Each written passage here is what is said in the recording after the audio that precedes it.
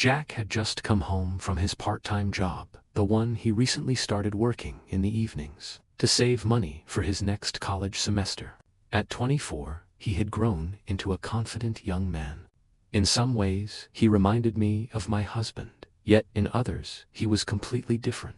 Ever since he started staying with us for a while, his presence always seemed to fill the house with a certain energy, and today was no exception. It was a quiet Thursday evening, one of those rare moments when everything felt almost too calm. The only sound in the house was the gentle hum of the dishwasher running in the kitchen. I sat on the couch folding laundry, keeping myself busy while waiting for my husband to get home from work. "Hey," Jack said, as he stepped into the living room, tossing his keys onto the coffee table. I smiled. "Just finishing up here. You hungry?" I was about to start dinner. He shrugged lightly. "I could eat." I paused, my hands hovering over the laundry. "Your uncle will be home soon," I said. "He should be back in about an hour, right?" His tone was casual, but his eyes watched me closely. I must have answered too quickly, because he frowned a little, as if sensing something off. I looked away, pretending to focus on folding a shirt. "Of course," he said gently. "Why wouldn't it be?" I forced a small smile, but even then I could feel the weight of things unspoken hanging in the air. There's something I couldn't explain and didn't want to acknowledge. Jack sat down beside me, closer than I expected. His nearness was comforting and unsettling all at once. The silence grew heavier, filled with a quiet tension that tightened with each passing second. He wasn't the unsure kid who used to visit during holidays anymore. He was a man now independent, and that shift felt strange in ways I couldn't name. "You sure everything's okay?" he asked softly, concern in his voice. I met his gaze. Something in his eyes made my heart skip a beat. Maybe the tenderness, or maybe something else entirely. Something that made me uneasy, even though I didn't know why. I didn't answer. Instead, I stood up suddenly, trying to shake off the strange heaviness in the room. "I'll start dinner," I murmured, hoping movement would clear my mind. But as I walked toward the kitchen, I caught Jack's eyes, lingering on me, searching for something I couldn't quite identify. A few minutes later, he wandered into the kitchen and leaned casually against the counter. While I stirred the sauce on the stove, I felt his gaze following my movements, not in a wrong way, but in a way that felt different. There was a weight to it, a quiet intensity that made my pulse quicken for reasons I didn't understand. I focused on the rhythm of cooking, chopping, stirring, seasoning, hoping routine would calm the unease curling in my stomach. The clock on the wall ticked louder than usual, and I found myself counting the minutes until my husband walked through the door. I didn't know why, but part of me wanted him home already. "Need any help?" Jack asked, his tone low, almost uncertain. I shook my head quickly. "No, I've got it, thanks." But even as I said it, I could feel the air between us growing heavier, as if the silence itself carried meaning. I wasn't his mother, but I had watched him grow up closely over the years, and for the first time, I felt like I didn't quite recognize him anymore. The boy I once knew had turned into a man with thoughts and emotions I couldn't read now. "Jack, could you?" I began, but he had already stepped forward to grab a spoon from the counter. Our hands brushed briefly, and the contact startled me, not because it was wrong, but because it reminded me how distant we'd become. "You sure you're okay?" he asked softly, his eyes filled with quiet concern. I looked up, forcing a steady breath. "I'm fine," I replied, though my voice trembled more than I intended. "Just tired." But deep down, I knew it wasn't just exhaustion. Something between us had shifted, subtle, unspoken, but real. The air felt dense with things neither of us could name at dinner.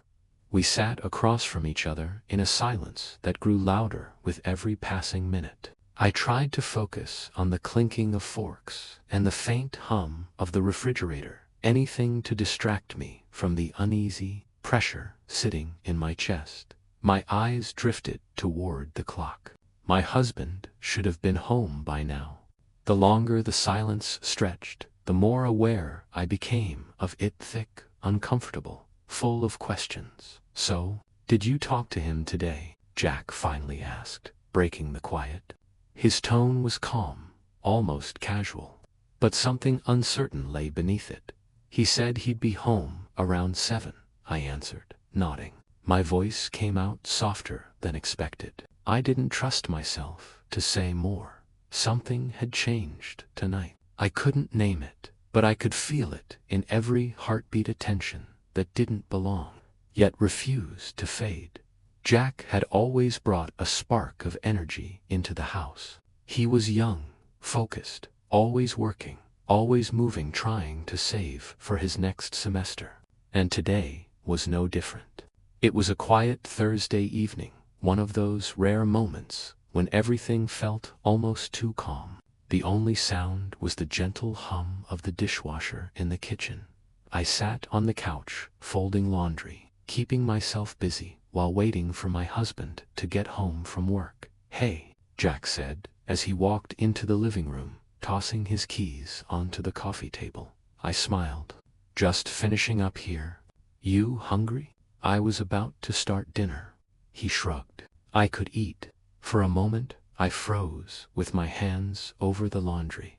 "He should be home soon," I said quickly. "Yeah. About an hour?" he asked. There was a trace of curiosity in his voice that made me hesitate. Maybe I answered too fast, because he looked at me with a faint frown, as if he could sense something I wasn't saying. I turned back to the laundry, pretending to focus. "Everything's fine," he said gently, his tone calm but concerned. I forced a small smile, though the air between us suddenly felt heavier, filled with thoughts I didn't want to face. Something about the moment felt strange, unfamiliar. Jack sat down on the edge of the couch beside me, closer than I expected. His nearness was both reassuring and unsettling. There was a quiet pressure in the room, a sense that something was building, something unspoken. He wasn't the teenager who used to drop by during holidays anymore. He was confident now, mature, a man with his own life and worries, and that distance felt sharper tonight. "You sure you're okay?" he asked again, his voice even softer this time. I met his gaze, and something in his eyes made my chest tighten. Maybe it was the kindness there, or maybe it was something deeper that frightened me simply because I didn't understand it. I didn't answer. Instead, I stood suddenly, trying to shake off the uneasy feeling creeping over me. "I'll start dinner," I said, my voice barely steady. As I walked into the kitchen, I felt his eyes lingering on me, though I wasn't sure why. A few minutes later, he followed me in, leaning against the counter as I stirred the sauce on the stove. He watched quietly, not in a strange way, but with a focus that made my heart beat uneven. I tried to lose myself in the rhythm of cooking, hoping it would calm my thoughts. But the ticking clock on the wall felt impossibly loud. Each second reminded me my husband should be home soon. "Need any help?" Jack asked after a moment, his voice low and uncertain. I shook my head. "No, I've got it, thanks." Still, the silence thickened between us, filled with the weight of something I couldn't name. Not anger, not fear. Just an unfamiliar distance that made the room feel smaller. I reached for another utensil. "Jack, could you?" Before I finished, he stepped closer to grab the spoon I was holding. The sudden movement startled me, and the spoon slipped from my grasp, clattering loudly against the stove. The sound cut through the fragile quiet. Jack asked softly. I nodded too quickly. "I'm fine, just tired." My voice shook again, but something in the atmosphere had changed.